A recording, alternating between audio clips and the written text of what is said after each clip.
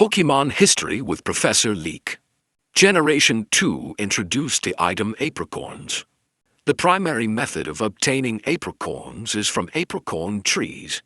These trees yield 1 apricorn per day. Apricorns can be turned into Pokeballs.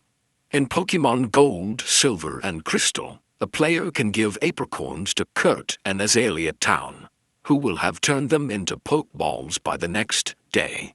In Gold and Silver, he can only craft 1 Pokeball at a time, whereas in subsequent games, he can craft any number of the same Pokeball at once.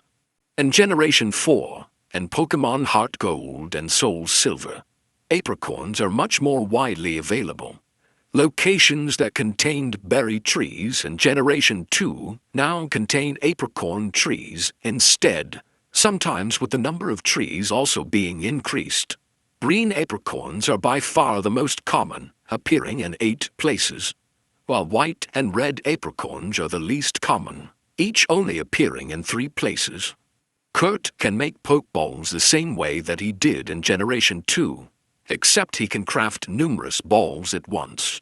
Apricorns can also be blended using an Apri blender to make drinks which improve a Pokemon's performance for Pokeathlon competitions. The color of the apricorns corresponds to their flavor and associated performance stat, with white and black apricorns affecting all stats. In the Pokemon Sword and Shield expansion pass, the player can find and use apricorns on the Isle of Armor, growing on trees similar to that of a berry tree. Inside Mustard's room in the Master Dojo, the player can find the Cram-O-Matic, a robot resembling a Cramorant, made by Mustard's son Hyde.